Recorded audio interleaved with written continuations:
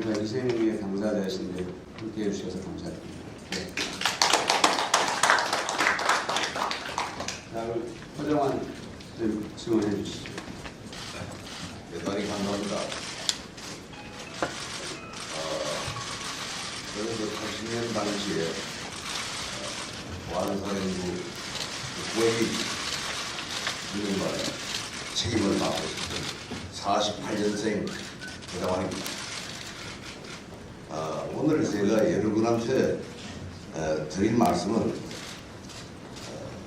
정은보다 왜 광주 문제가 39년의 오랜 세월 동안 미궁에 빠져 있었고 특조위를 구성해야 될 정도로 이 문제의 진실에 접근하지 못했냐 하는 문제를 크게 대변해서 제 나름대로 말씀을 드리고 그 당시에 지금까지 제가 1988년도 12월 8일날 평민당사, 그 당시 평민당사 당국회의 석상에서 기히 발표한, 공로한 그 내용에 덧붙여서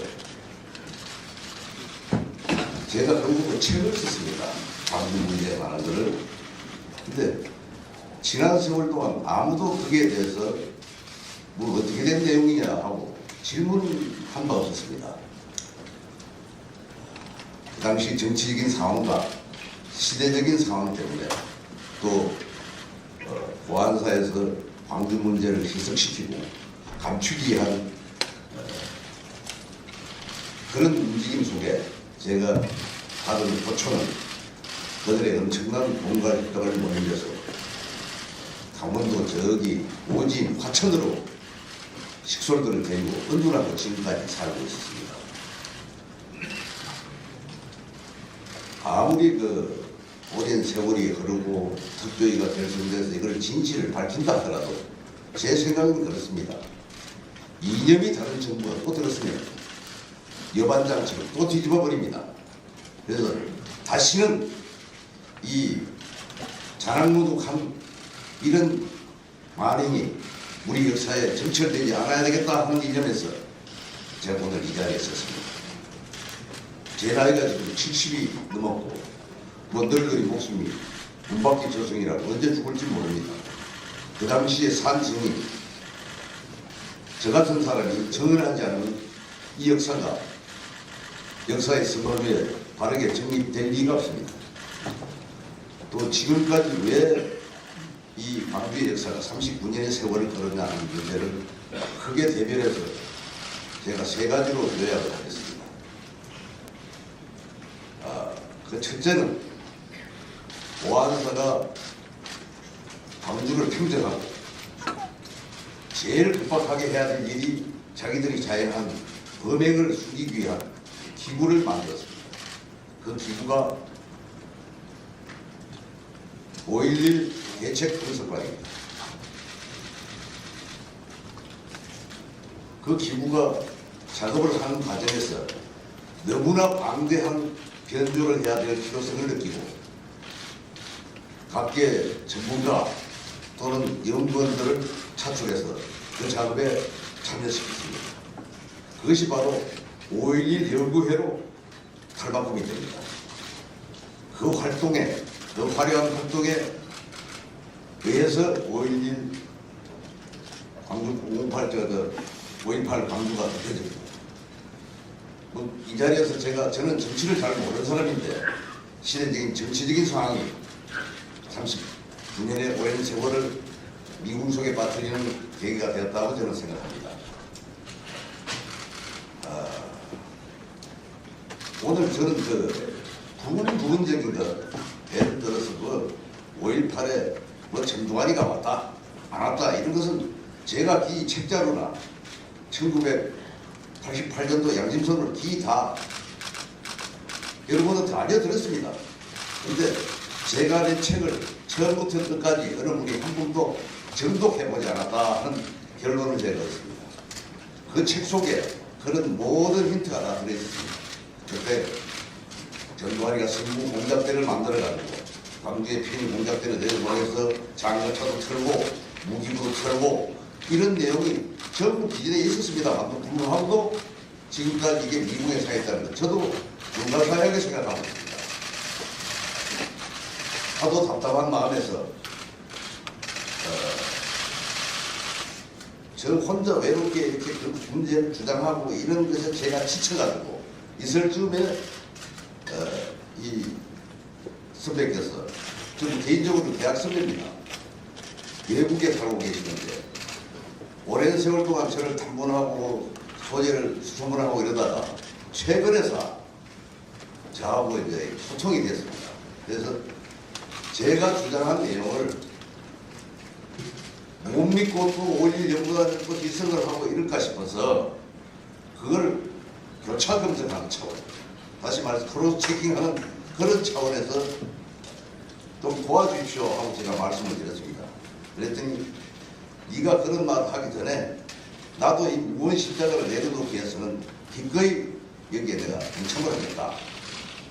이런 이제 의견 합의를 보고 제가 PG를 가서 도입시다 한국에 들어가서 여러분들을 모시고 여러분 기자들한테 우리가 이 사실을 천천백이나에 가지고 역사의 선박에 바르게 된 역사를 우리가 정립하는 죽기 전에 거기에 입조를 하십시다. 이래서 들어오신 겁니다. 그래서 한 가지 말씀드릴 거는 이분은 외국인 정보기관입니다. 미국 정보기관. 다시 말해서 외부에서 저희들이 자행하는 시나리오를 엮어서 자행하는 모든 것을 외부에서 체킹을 한 것이고 그 당시에 저는 그 내부에서 시나리오를 작성하고 실행하고 조정하는데 참여했던 사람입니다. 지금까지 아까 그 두 가지를 제가 말씀드리고 한 가지를 지금 말씀드리려고 하는 건데 왜 배임이 당했느냐. 지금까지 여러분들은 광주 문제를 해결하는 방안을 그 당시 군의 특성상의 G라인 뭐 이런 큰 틀에서만 광주 문제를 조명해 왔습니다. 근데 광주의 시나리오는 단 열흘간의 시나리오입니다. 이 열흘간의 시나리오를 30분간을 끄는 넌센스를 벌였는데 지금까지 그때 그 시나리오를 작성하고 기획하고 조정하고 통계했던 사람은 10손가락 내의 사람입니다. 그 중에서도 한 명 포함되어 있습니다. 그렇기 때문에 저는 이상하게 DNA가 잘못돼가지고 콩깍지에 튀어나와서 여러분들한테 이걸 오늘날 공부하고 가르쳐드리고 역사를 정립해야 되겠다 뭐 이런 생각을 하는데 그분들은 저희들하고 DNA가 달라요. 절대 발설하지 않습니다. 죽을 때까지. 죽어서도 발설하지 않습니다. 그래서 그런 문제들, 아까 말씀드린 그런 세 가지 문제 때문에 지금까지 무책임하다. 지금까지 뭡니까 오공청문회 뭐 이런 것이 결승이 돼가지고 뭐 기록을 확인하고 뭐 조사를 하고 했는데 전부 다 외형적 수박 배달기식에 도대체 이게 어떻게 이루어졌다는 것을 알지 못합니다. 그리고 그 후로도 5.11 연구단에서 그것을 시설하고 연도하고 파괴하고 하는 그런 과정을 또 겪었고 그 후에 좀 제가 말씀드리긴 좀 뭐합니다만 정치적인 문제 때문에 그것이 덮여지고 이런 과정 속에서 여러분들이 참 부산자 동지라든가 그때 목숨을 잃은 열사분들이든가 이런 분들이 아직도 구천의 떡을 헤매고 있습니다. 그 영혼들이.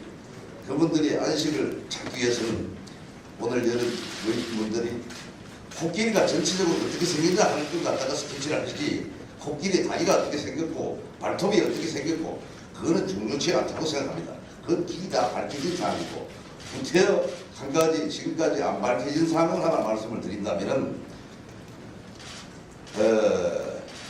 24일이라고 추정됩니다. 근데 제가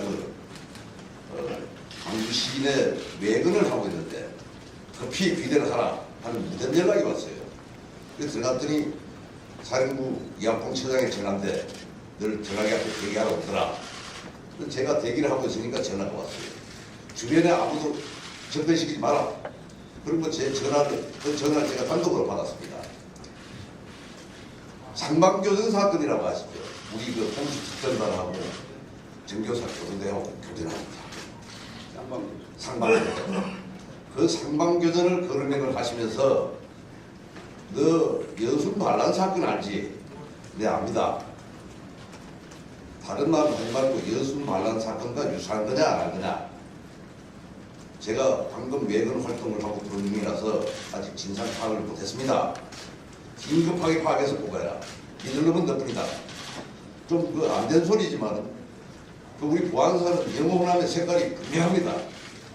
저는 그 광주하고는 아무런 관련이 없는 사람인데 그 고향도 그쪽도 아니고 유일하게 경상도 사람으로서는 광주에 나가야 하는 사람입니다.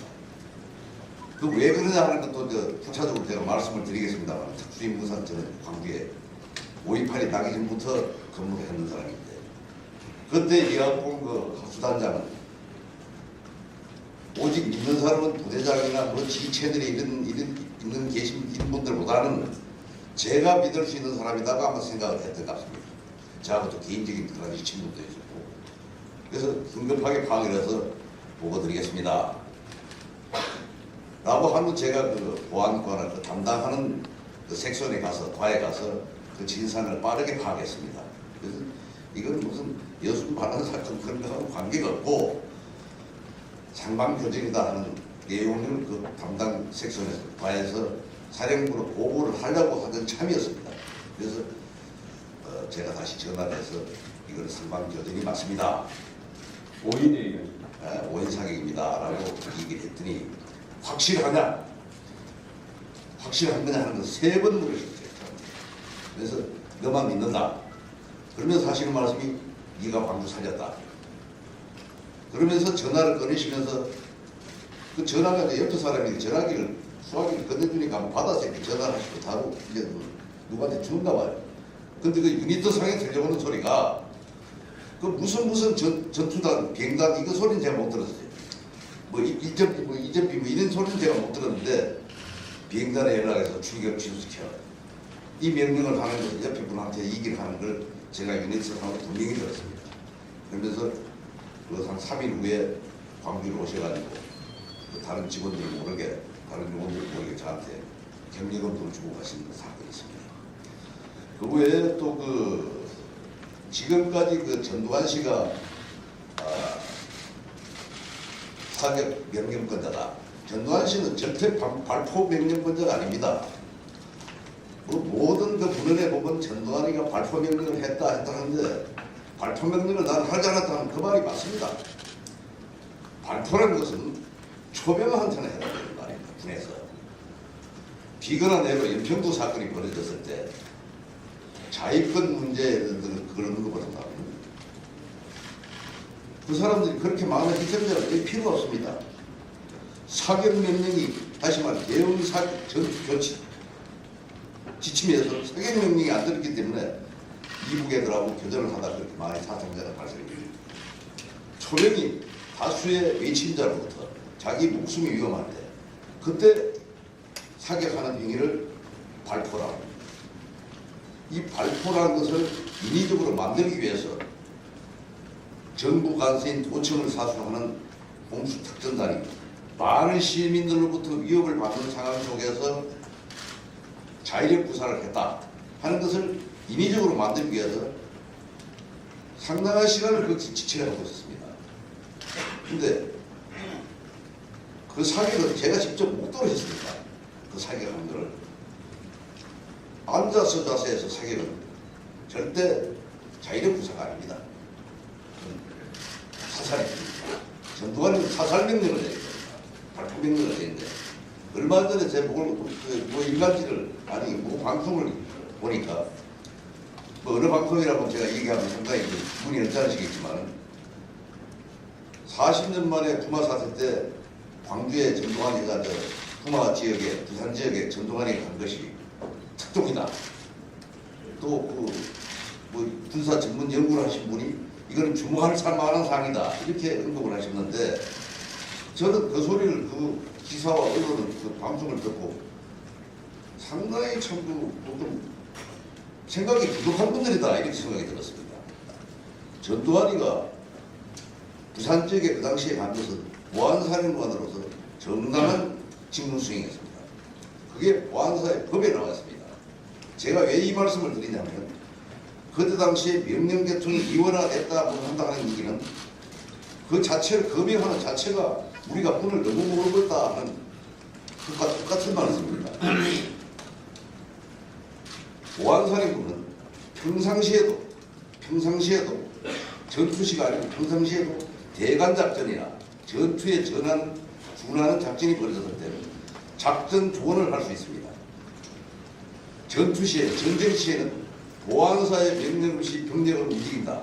또는 평상시에 보안사의 명령 없이 병력을 움직인다면 반란으로 감출합니다. 근데 그 작전이 예를 들어서 잘 됐으면 모르는데 실패가 됐다. 보안사의 작전 조언에 응하지 않고 작전을 했다. 실패를 했다는 경우에는 지휘관은 총사령입니다. 그것이 법으로 명시되어 있는 것이 보안사의 군 이동에 관한 무기 병력 이동에 관한 작전 조언권입니다. 그러면 5.18 당시에는 전두환이는 당연히 모든 작전권의 통수권을 가지고 있었습니다.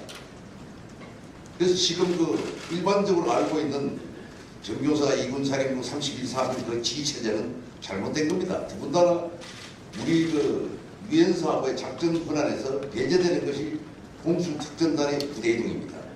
그 부대이동상에 하등의 영향을 안 받는 것이 공수특전단입니다. 다른 병력들은 우리가 그 미국하고의 그 한미 뭐라고 그 지침에서 허가를 받아야 돼요.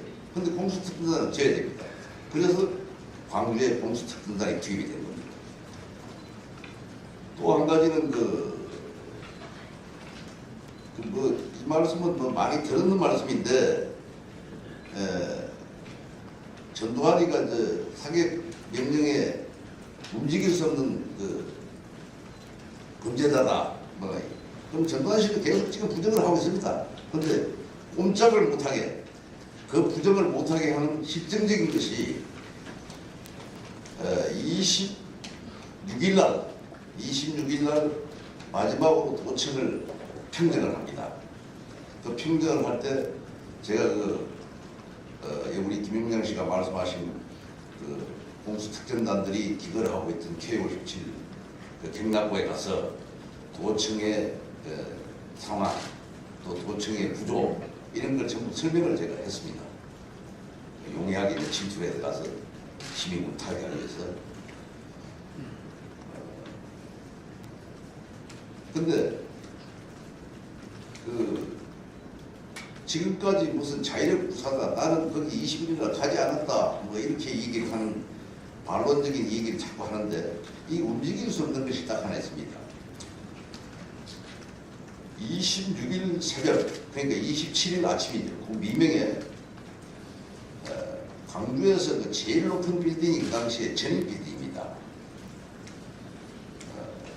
그때 공수특전단한테 내려온 지침이 그러니까 지락군은 한 명도 사상자가 있으면 안 된다는 지침이었어요. 그래서 은밀하게 이제 그 도청을 진압하러 들어가는 과정에서 5층 건물에 있는 저격병이 있다, 시민군의 저격병이 있다 하는 첩보를 저희들이 입수를 했습니다. 그런데 지상군이 계단을 따라 올라가서 저격병을 제압을 하면 시간적으로 오래 걸립니다. 그래서 할 수 없이 헬기로 그 저격을 하는 그런 작전을 수행했습니다. 헬기가 이제 계류를 하면서 비행을 하면서 사격을 하는 것은 명령을 한번 받으면 예를 들어서 조선대와 절개지에다 위협 사격을 해라, 뭐 또 광주 천변을 따라가면서 사격을 해라, 이런 것은 조종사가 지령실로 한번 지시를 받으면 하는 행위입니다. 그런데 헬기가 호버링 스탠스 상태에서 사격을 하는 것은 실시간으로 명령을 받습니다. 목표물 발견, 사격할까요 말까요, 몇 명이냐, 적 장비는 뭐냐, 이런 걸 전부 레이저 빔으로 쏴서 봅니다. 봐서 조종사가 보고를 하면, 지휘관한테 보고를 하면은 사격하라 하는 지시가 내려옵니다. 그러면 조종관을 갖고 있는 조종사가 사격을 하는 게 아닙니다. 저격수한테, 다시 말해서 사격병한테 비행기 안에서, 헬기 안에서 레시바를 쓰고 레시바로 얘기를 합니다. 그러면 그 사격병은 조종사의 명령을 다 받고 M660이나 이런 장비로 사격을 하게 되어 있는 겁니다. 체계화되어 있는 사격 체제입니다. 이게 다시 말해서 보버링 스탠스라면서 사격을 하기 위한 헬리콥터나 전투헬기가 자세를 잡는 그 순간입니다. 그건 전일 빌딩의 사격은 보버링 스탠스 상태에서 사격을 합니다. 제가 그 당시에 공수 특전단이 진압을 하고 평정을 하고 24단이 주둔하기 전에 도청과 전일 빌딩 그 뒤에 YWC에 들어가서 모종의 임무를 수행합니다. 그 임무를 지시를 받고 그렇기 때문에 그 정황을 누구보다도 상세하게 알고 있습니다. 그래서 분명한 호버링 스탠스 상태에서 사격은 비행 통제소에서 명령권자가 아까 말씀하신 프라이프레임 상에 자세히 나와 있습니다. 지금도 파기를 안 하면 그대로 나와 있습니다. 그거는 공군하고 또 우리 보안사령부에 아마 보관되어 있는 걸로 제가 지금 알고 있습니다. 또 하나는 보안사는 기능이 옛날에 육해공군으로 이렇게 나눠져 있었습니다. 근데 그거를 전부 통폐합을 해서 국군 보안사로 국직부대로 바뀌었습니다. 그런 과정에서 필요한 것이 통신 감청이다. 북한의 소위 말해서 대남 관측한테 내리는 지령을 잡기 위해서 감청하기 위해서 통신보안부대라는 것이 필요하다 해서 통신보안부대를 신설합니다. 이것이 6.15 통신보안부대입니다. 그 당시 6.15 보안부대는 광주 상무대에 주둔하고 있습니다. 그 6.15 보안부대에서는 모든 그 당시에 광주에 돌아가는 민간인이 됐든 군인이 됐든 전부 다 감청해서 사령부를 보고 있습니다. 특히 그때 저희 보안사가 가장 신경을 썼던 것은 정병주 사령관이 피습되고 나서 정호영 특전사령관이 왔는데 정호영 특전사령관은 전관사령관은 동기동차입니다. 그럼에도 불구하고 공수선 특전단의 초급 지휘관들이나 초급 지휘관은 유관급 장교를 말합니다. 중대장수부터 그 다음에 그 중견 지휘관은 대장급 이런 장교들이 정병주 사령관의 반대파가 있는 거 아니냐 또는 그 당시는 촛불을 달리하면 반분이 될 수 있는 가능성이 충분히 있으니까 저희 보안사는 그분들에 대한 감시감독을 심지어 정호령 사령관의 은동, 은행, 동양감시 이름도 철저히 했습니다. 그런 과정에서 모든 그 사람들의 유무선 통신을 저희들이 감청을 했습니다. 그 감청 기록은 마이크로 필름화돼서 보안사에 지금까지 보관 중인 걸로 알고 있습니다. 그건 절대 파기하지 않습니다. 그래서 앞으로 결성된 특조위에서 이 문제에 관심을 가지고 면밀히 추궁해 주시면 아마 정보가 밝혀질 겁니다. 네. 그래서 마지막으로 제가 말씀드릴 수 있는 것은 아무리 특조위가 조사를 하고 무슨 뭘 해서 자 이렇다 관계 실상 이렇다 하고 우리 현지에서 땅땅땅 하고 두드려가지고 결론을 짓는다 하더라도 이념이 다른 전문가들은 또 비교 그러지 하지 않기 위해서는 이거 제가 그 표현이 좀 쑥된 표현인지는 모르겠습니다만 철결정에 넣어가지고 봉인을 해버리고 그런 방법을 쓰지 않으면 이 문제가 또 변조될 수 있다. 또 저는 해외 도피를 해야 된다. 이런 결론이 나옵니다. 그래서 네. 여러분들이 제 말씀을 깊이 경청을 하시고 그게 좀 유념을 해주셨으면 감사하겠습니다. 감사합니다. 지금 하장환 선생님은 당시 그러니까 시나리오를 만드는 10명 안에 들어가 있던 분이라고 본인을 소개하셨습니다. 그거는 그때 당시 상황과 그때 당시 정황을 이해할 수 있는 군 내부의 이런 동태들을 지금 다 정을 하고 계셔서 그 말이 저는 매우 신빙성이 높다. 그리고 아까 제가 들었던 말씀 중에 우리할 때는 공식 지휘계통을 통해서 이것이 이루어졌으리라고 생각하는 그것은 너무나 순박한 생각이고 실제로 그때 상황을 통제했던 사람은 10명 정도다 하는 얘기가 저는 굉장히 당시 상황을 잘 말해주고 있다고 생각이 드는데요. 제가 하나 여쭤보고 싶은 게 있습니다. 아까 이학봉 당시 그분이 뭐예요? 특히 대령이었습니까? 예. 이학봉 대령과 전화 통화를 했는데 그러니까 이게 군 내에서 지금 이 신군부에 저항해서 이거를 우리를 저격한 거냐 아니면 단순 오인에 의해서 교전하는가 이걸 지금 확인을 했다는 거잖아요. 네, 맞습니다. 그런데 조사해 보니까 오인 사격이었다. 그랬더니 당신이 광주를 구했다면서 무슨 전투 비행기의 출격을 중지시켜라. 그 당시에는 그 상황을 몰랐습니다. 한참 아니, 지난 후에 들린 네, 말씀이 유니트 상황은 들렸습니다. 네, 그러니까 그때는 그러면 어떤 폭격을 사실상 대기하고 있었다 이렇게 유추가 가능한 지금 말씀에서 제가 그걸 유추가 아니고 그 후에 발견된 문건에 의하면 그 당시 조종사의 양심 선언도 있었고 네. 아 이게 이거였구나 하고 그 일에 제가 알았습니다만 그 당시에는 그것이 뭐 광주를 폭격한다 뭐 이런 생각을 꿈에도 하지 않았습니다. 근데 그 양반이 네가 광주 구했다 그러면서 그 유니트 상으로 무슨 전비라고 했는데 그 앞에 자를 제가 못 들었어요. 네, 잘 알겠습니다. 무슨 전비다 연락해서 출격시키자. 자, 이제 좀 시간이 워낙에 이제 뭐 그냥 긴장감 속에서 들었습니다. 모든 뭐 기자님들 그러셨을 텐데 이제부터 질의답변 시간을 갖겠는데 그에 앞서서 참 맨 뒤쪽에 더불어민주당 전남 도당위원장이신 서삼석 의원님이 오래전부터 와서 메모를 하시면서 듣고 계십니다. 네, 감사합니다. 자, 그러면 언론인 여러분 이제 질의를 받겠는데요. 먼저 손을 드시면 마이크를 저희들이 갖다 드릴 건데요. 그러면 소속 성명을 말씀해 주시고 질문을 가능